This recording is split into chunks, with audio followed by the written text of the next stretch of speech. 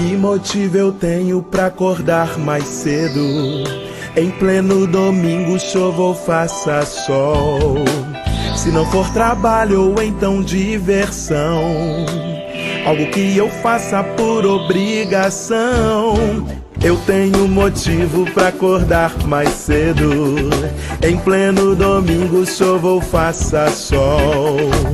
Vou te encontrar na escola dominical, que faz o domingo ser especial. Escola dominical, feita pra mim, pra você. Espaço pra crescer e a Bíblia conhecer, sempre junto com você. Escola dominical, feita pra mim, pra você. Espaço pra crescer e a Bíblia conhecer, sempre junto com você. Que motivo eu tenho pra acordar mais cedo? Em pleno domingo, chova ou faça sol. Se não for trabalho ou então diversão, algo que eu faça por obrigação. Eu tenho motivo pra acordar mais cedo. Em pleno domingo, chova ou faça sol.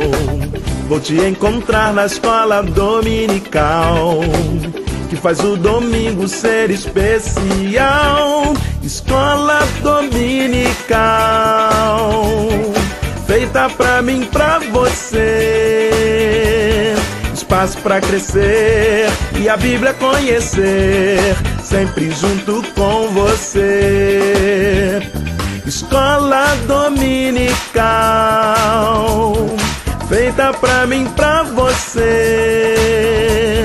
Espaço pra crescer e a Bíblia conhecer, sempre junto com você. Escola dominical, feita pra mim, pra você.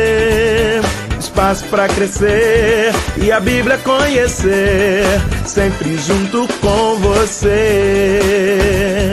Sempre junto com você. Sempre junto com você. Palavra viva e fiel. Vamos para a nossa lição de número 9. O fim trágico de Saul. 1 Samuel, capítulo 21 a 31. Leitura bíblica para estudo. Primeiro livro de Samuel, capítulo 24, versículos 1 a 22.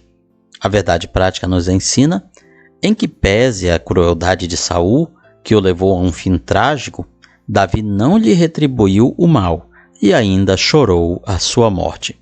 O texto áureo está em 1 Samuel, capítulo 24, versículo 6. E disse aos seus homens: o Senhor me guarde de que eu faça tal coisa ao meu Senhor, isto é, que eu estenda a mão contra ele, pois é ungido do Senhor. Na introdução do nosso comentário, lemos que Saul teve uma morte trágica, sempre perseguindo a Davi, que nada fez para ser alvo de tamanho ódio. Muito ao contrário, as atitudes de Davi nos ensinam e lançam luz sobre o seu caráter admirável. O primeiro tópico da lição nos fala: Saul persegue Davi. 1 Samuel, capítulos 21 a 23. Primeiro item do primeiro tópico: fruto do ciúme e inveja. 1 Samuel, capítulo 21, versículo 11. Não é a este que se cantava nas danças, dizendo: Saul feriu seus milhares, porém Davi seus 10 milhares. Ciúme e inveja é o que motivavam a perseguição do rei Saul a Davi. O que é ciúme? É o medo de perder o que possui. Já a inveja é o rancor por não ter o que o outro tem. Ao perceber o carisma, o sucesso e a graça divina derramada sobre Davi, Saul escolhe o pior dos caminhos e passa a invejá-lo. A inveja na Bíblia é mostrada como uma obra da carne. Tudo começou com uma canção das mulheres felizes pelas vitórias tanto de Saul quanto de Davi. Saul matou seus milhares, porém Davi seus 10 milhares. Em vez de se alegrar com seus milhares, Saul inveja os 10 milhares de Davi. Inveja significa isso, um descontentamento ou desejo profundo de ter aquilo que pertence aos outros. Comentaristas nos fazem saber que a palavra, traduzida aqui do hebraico por inveja, significa um intenso ardor emocional. Um invejoso é alguém digno de pena, pois sua autoestima, na verdade, é muito baixa. Quando o coração é dominado pela inveja, a pessoa fará tudo para ter o que o outro tem. Não conseguindo, porque cada um tem sua porção, ela então vai partir para destruir o alvo da sua inveja, ou seja, destruir aquilo que o outro possui. Podem ser bens materiais ou espirituais. Pode ser fama, posição, dinheiro ou simplesmente o reconhecimento que aquela pessoa tem diante dos outros. A lógica maldita dos invejosos é mais ou menos essa: se eu não posso ter, ele também não terá. No segundo item, no primeiro tópico, lemos sobre um espírito maligno. Que espírito maligno era esse? A perseguição de Saul não é apenas insensata, é maligna em sua essência. A Bíblia nos fala que ele era atormentado por um espírito maligno, que Deus tinha permitido que viesse sobre a vida dele. A partir do momento que ele se afasta dos caminhos de Deus, Deus o mantém assim, atormentado. Como lemos no livro do profeta Isaías, os ímpios não têm paz. O ímpio procura a paz em todas as coisas, mas não consegue, porque a verdadeira paz só vem do próprio Deus. Ao lermos todo o contexto, percebemos que Saul é possuído por um espírito maligno e, ato contínuo, procura matar Davi, encravando Davi na parede com sua lança, não uma, mas 2 vezes. Sua obsessão pelo poder distorceu a realidade. Fez de Davi o que ele não era para Saul, um inimigo. Ou seja, é o que hoje chamaríamos de paranoia. Saul vivia numa paranoia de que Davi conspirasse contra ele ou, de alguma forma, o tirasse do trono. Tentando matar Davi, Saul vai gradativamente se destruindo. A inveja é um dos vícios mais destrutivos da alma. Claro que houve pessoas que o aconselharam para que ele deixasse aquele mau caminho. Inclusive Jonatas, seu próprio filho, foi advertir Saul acerca dessa caminhada de autodestruição, mas ele não ouviu. Assim são os ciumentos e rancorosos. É difícil acreditar que aquele rei guerreiro, magnânimo, vitorioso, capacitado pelo Espírito Santo, como lemos em 1 Samuel capítulo 11, se transformasse num rei louco, genocida, irracional, paranoico. A hostilidade de Saul atinge o seu ápice mais abjeto quando ele tenta matar o seu próprio filho Jonatas, porque Jonatas defendeu a lealdade de Davi. A situação se agravou ainda mais quando ele massacra o seu próprio povo, e não é qualquer parte do seu povo. Ele massacrou os sacerdotes de Deus. Extermina uma cidade inteira de gente inocente, inclusive crianças e animais. Vejam até onde chega o irracional, o invejoso, o ciumento. Ele considera todos como seus inimigos. Todos aqueles que não fazem o que ele deseja se tornam seus inimigos e sujeitos à própria morte. Algumas vezes algumas pessoas dizem, mas nós não sabemos de que lado Deus está. Sabemos sim. Toda vez que alguém tomar a decisão de oprimir, maltratar ou perseguir alguém, saibamos que a fonte disso nunca é divina. Deus não fortalece a mão que oprime, esmaga ou humilha. No terceiro item do primeiro tópico, lemos que essa perseguição foi constante e prolongada. Permaneceu Davi no deserto, nos lugares seguros, ficou na região montanhosa do deserto de Zif. Saul buscava-o todos os dias, porém Deus não o entregou em suas mãos. Veja que Deus permite o mal agir, mas Deus mantém limites também para o próprio mal. Esse é outro fato sobre a perseguição de Saul. Não foi algo curto, temporário, durou muitos anos, exigindo inclusive o exílio de Davi fora do território de Israel, nas terras dos filisteus. Sabemos que Davi assumiu o reino com 30 anos de idade. Está em 2 Samuel capítulo 5, versículo 4. Considerando que a unção recebida de Samuel ocorreu quando ele era bem jovem, Concluímos que a perseguição toda durou cerca de uma década, 10 anos ou mais. Alguns estipulam que Davi teria entre 17 e 18 anos quando foi ungido rei. Então, se for verdade assim, ele passou de 12 a 13 anos sendo perseguido por Saul. Pensemos o que significa ser perseguido por um tempo tão longo e, o que é pior, de forma injusta. Ele era ungido de Deus, ele tinha recebido a promessa de Deus de que seria rei. O que ele tinha feito para merecer aquela perseguição? Absolutamente nada. Ele lutou pela sua nação, ele lutou por Deus, ele lutou pela sua pátria, ele lutou pela liberdade do seu povo e, como recompensa, estava sendo perseguido pelo próprio rei do seu povo. Que absurdo esse! Quantas dúvidas não devem ter passado na cabeça de Davi, mas ele se firmou em Deus e permaneceu fiel.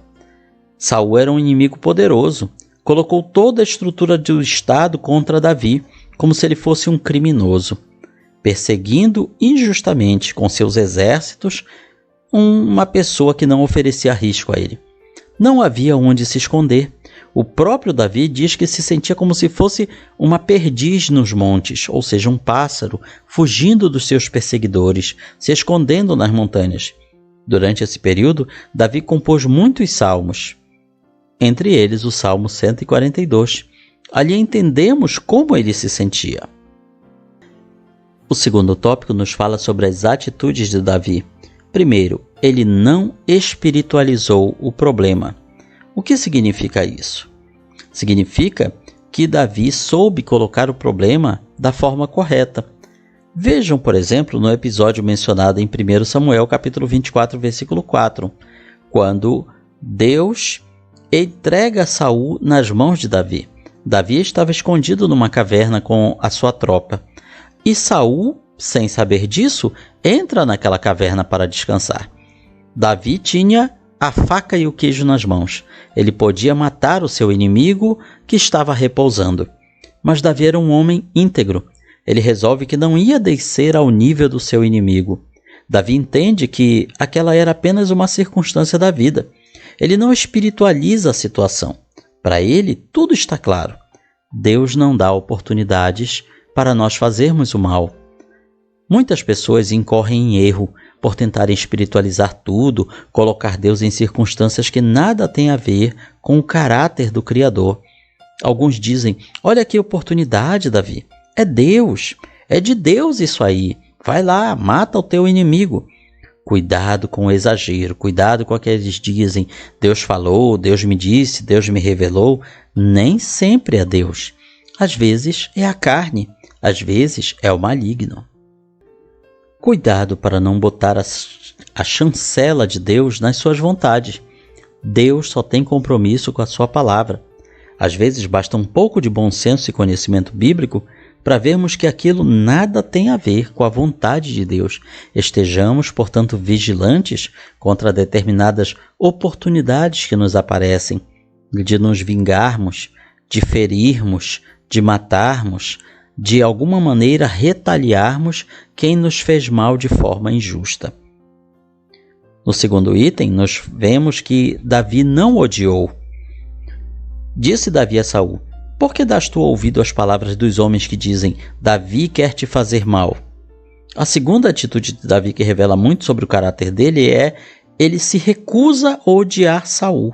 Ele teria todos os motivos do mundo para odiar o rei Saul. Afinal, Saul estava o perseguindo injustamente, afastando da sua terra, do seu povo, da sua família, impedindo que ele tivesse uma vida normal. Ele tinha todas as razões, mas ele se recusou em odiar Saul. Ferido? Sim. Magoado? Sim. Mas não deixou que o ódio crescesse em seu coração. Ódio é um sentimento que não deve habitar no coração do salvo. João, apóstolo, vai dizer que quem odeia é do maligno, e é semelhante a Caim, que matou seu irmão porque suas obras eram más. Davi chorou a morte de Saul, e chorou de forma genuína, sincera. Ele chorou quando soube que o seu inimigo, autodeclarado inimigo, tinha sido morto em batalha. Errou quem disse que vingança é um prato que se come frio. Vingança não se come, vingança é veneno. Davi não odiou, por isso ganhou o respeito do próprio Saul. Sim, havia episódios de lucidez no rei Saul. Por 2 vezes Davi o teve em suas mãos para matá-lo e não matou. E Saul ficou comovido, ficou de verdade tocado por aquela atitude de Davi. O problema é que isso passava e logo aquele espírito maligno de Saul tomava o controle da situação e ele voltava a perseguir Davi.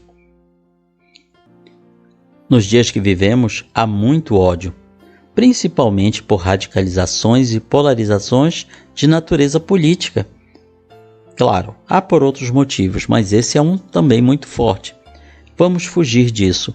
Quem age como Saul se destrói. Quem age como Davi, Deus o guarda.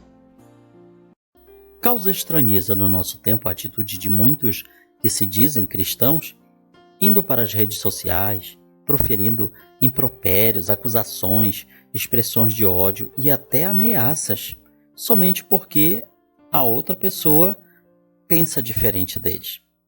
Certamente, o modelo dessas pessoas não é Jesus. As Escrituras são claras em afirmar que o ódio excita contendas. Jesus avisou e ensinou que os seus discípulos seriam reconhecidos pelo amor. Nisto reconhecerão todos que sois meus discípulos, se vos amardes uns aos outros. O futuro de Davi era o trono. Ele não poderia levar mágoas para lá. O ressentimento produz desejo de vingança. Se nosso alvo for esse, como disse um sábio, é melhor cavar 2 covas. Uma para nós e outra para a pessoa de quem desejamos nos vingar. A cura está no perdão. Perdão é o remédio divino para o ressentimento. Perdão é quando abrimos mão da vingança que nós teríamos direito. Sim, muitas vezes somos perseguidos, humilhados, atacados de forma injusta por quem nós muito confiávamos. O perdão é quando abrimos mão da vingança. O perdão é quando entregamos a Deus a vingança, porque Deus sabe se vingar. Nós não sabemos. Nossas vinganças são mal arquitetadas, são mal feitas, são imperfeitas. A vingança de Deus é perfeita. Quando perdoamos, estamos dando a Deus o que é dele, o direito à vingança. E estamos dando ao pecador aquilo que ele merece, a vingança que vem de Deus. Estamos dando a nós mesmos o que nós merecemos, paz de espírito. Por isso, perdoar é uma questão de sobrevivência. O que mais Davi fez? Ele entregou a Deus. Julgue o Senhor entre mim e ti. Vingue-me o Senhor a teu respeito, porém a minha mão não será contra ti. Davi demonstra seu respeito à autoridade de Saul. Por 3 vezes ele chama o rei de meu Senhor. Chama ele de rei, rei de Israel, ungido do Senhor e até mesmo meu pai. Em vez de odiar e procurar vingança, Davi entrega tudo nas mãos de Deus. Bela atitude. Muitas vezes as pessoas querem trazer Deus para o seu lado a qualquer custo, mas Deus não tem lado. Deus tem posição. Lembra uma história sobre a Guerra Civil Americana, segundo a qual um oficial chegou do fronte de batalha e relatou ao então presidente, Abraham Lincoln, a situação caótica que presenciara. E após relatar tudo, emendou: a situação está feia, senhor presidente. Eu espero que Deus esteja do nosso lado. E o presidente Lincoln corrigiu dizendo: não, major, espero que nós estejamos do lado de Deus. Em vez de queremos trazer Deus para o nosso lado numa pendência, vejamos se temos autoridade para orar e dizer como Davi, que o Senhor julgue entre nós. Não se nivele por baixo, entregue a Deus. Ele é o justo juiz. E além de ser o justo juiz, ele é o fiel executor da vingança contra o ímpio, tanto nesta vida quanto na eternidade. Quantos que nos ouvem nesse momento que podem estar com seu coração ansioso pela vingança, devido a injustiças e perseguições sofridas? Entregue a Deus. Ele é o verdadeiro vingador. Deus não livrou Davi da perseguição, mas guardou a Davi, ensinou Davi, provou Davi e, por fim, o livrou na perseguição. Não há como evitarmos o sofrimento. Ele faz parte da vida. sendo muitas vezes expresso em perseguições de todos os tipos e formas. Perseguições injustas e infundadas. Se somos cristãos, em algum momento sofreremos injustamente. O último tópico nos fala sobre a morte de Saul. Primeiro item, Davi rejeita matar Saul. Pague, porém, o Senhor a cada um a sua justiça e a sua lealdade, pois o Senhor havia te entregado hoje nas minhas mãos, porém eu não quis estendê-las contra o ungido do Senhor. Poucas coisas são tão danosas quanto o ressentimento ou a mágoa. Ressentir é ressentir, é sentir de novo, e de novo, e de novo, num ciclo venenoso sem fim. Significa viver indefinidamente uma experiência do passado que nos machucou e que insistimos em trazê-la para o presente. Muita gente não vê sua vida avançar porque vive presa a algo que a feriu. Davi foi muito machucado, mas decidiu que não viveria em função disso, e nós deveremos fazer o mesmo. Pessoas ressentidas não conseguem ver o potencial de vida na sua volta. Ressentimento é como uma catarata nos olhos, nos embaçando, impedindo de vermos as possibilidades da vida, impedirmos de ver o lado bom da vida. As pessoas ressentidas, elas só veem ódio e buscam vingança e estão a todo tempo procurando oportunidades de desforrar a perseguição que sofreram. Não deixemos que isso domine a nossa vida. Segundo item do terceiro tópico, Saul consulta uma médium. Esse foi a gota d'água que encheu o pote. Saul já tinha cometido muitos pecados na sua vida, mesmo antes de Davi entrar em cena. E agora ele acrescenta o pior de todos. Deus não falava mais com ele, e ele estava diante de uma grande batalha contra os filisteus. Então o que ele faz? Ele vai procurar uma médium, uma bruxa, uma feiticeira, uma adivinha. Saul disse aos seus servos: apontai-me uma mulher que seja médium, para que eu me encontre com ela e a consulte. É um dos pontos mais trágicos da vida de Saul e está escrito no capítulo 28 do primeiro livro de Samuel. À medida que seu fim se aproxima, Saul experimenta o silêncio divino. Esse talvez seja o pior castigo que Deus possa dar a uma pessoa: não respondê-la, fazê-la sentir o seu silêncio. O texto do capítulo 28 registra que Deus não falou com ele pelos meios convencionais da época: sonhos, profetas e Urim, que eram os sacerdotes. A informação do versículo 3 sobre Saul haver expulsado de Israel todos os médiuns e adivinhos nos prepara para o choque de ver Saul procurando a ajuda de uma médium. Desta forma, ele estava sendo hipócrita e pecando deliberadamente.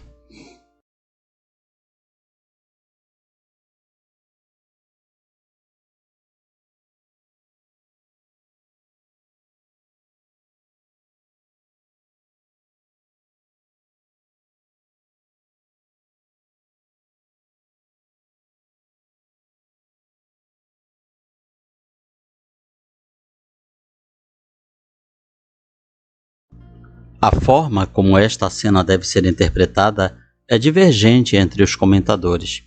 Alguns creem que o que apareceu ali realmente foi o espírito do profeta Samuel, mas destacam que Samuel teria sido incumbido de trazer uma mensagem de juízo, de castigo a Saul, ou seja, seria uma exceção à regra. Isso porque qualquer tentativa de contatar os mortos já era terminantemente proibida pela lei mosaica, sob pena de morte. Outros acreditam que não apareceu Samuel, e sim um demônio. E outros ainda dizem que não apareceu ninguém. Foi tudo uma armação para tirar vantagem do rei Saul e fazê-lo acreditar que estava realmente em contato com Samuel. Ou seja, temos três teorias sobre o que houve ali. Algo divino. Deus permitiu que o espírito do seu servo, o profeta Samuel, realmente voltasse, aparecesse ali naquele ritual. Outros acreditam que o que aconteceu foi uma manifestação maligna, sobrenatural.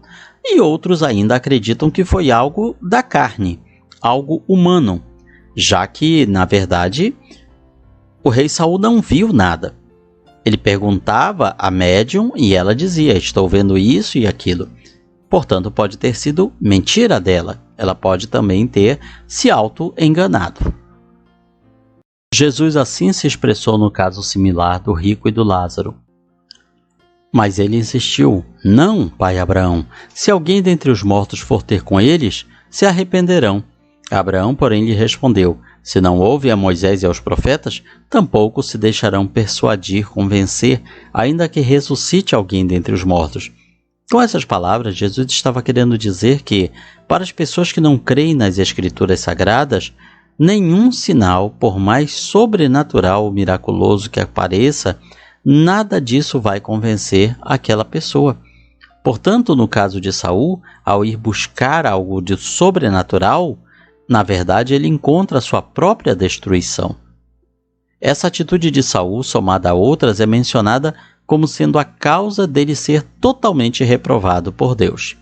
Terceiro e último item, a morte de Saul. Foi humilhante e desastrosa. Chegamos a sentir pena ao constatar que foi ele mesmo que trouxe essa tragédia sobre si.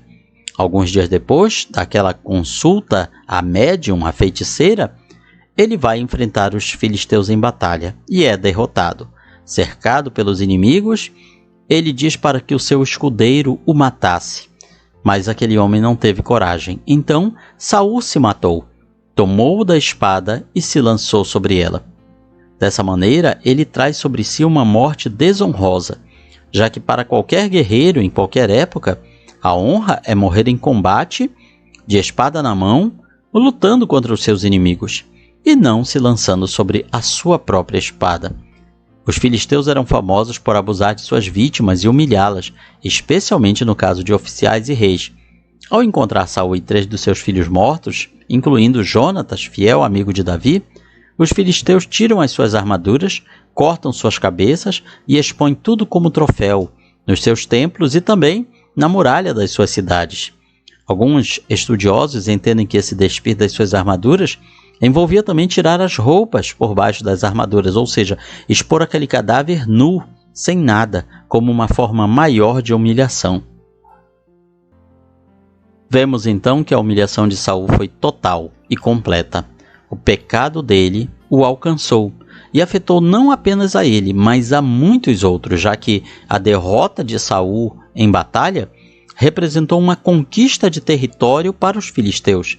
Sim, os filisteus conquistaram uma boa parte do território de Israel e os israelitas tiveram que fugir das suas cidades, abandonar várias cidades que foram ocupadas pelos filisteus. Portanto, o estrago feito na nação foi muito maior do que uma simples derrota numa batalha. Concluímos com a nossa aplicação pessoal. O orgulhoso Saul é humilhado, enquanto Davi é elevado ao trono. Deus resiste ao soberbo e exalta o humilde. Aqui está, portanto, o resumo da nossa lição de número 9 deste trimestre na sua escola bíblica dominical. E na sua igreja, na sua congregação, você vai aprender com certeza muito mais. Deus abençoe a sua vida. Comente, curta, compartilhe este vídeo. Reparta a boa semente com todos os corações. Que Deus nos abençoe.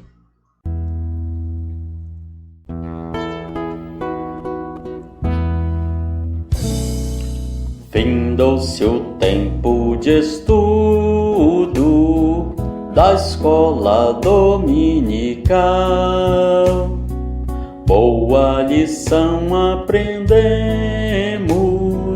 do nosso Pai Celestial. Despede-nos, Jesus Cristo, em tua paz e amor, e nos concede para sempre o teu celeste favor. Aos visitantes e amigos agradecemos também. Que a paz de Deus reine em todos e até domingo que vem. E até domingo que vem. e até 2.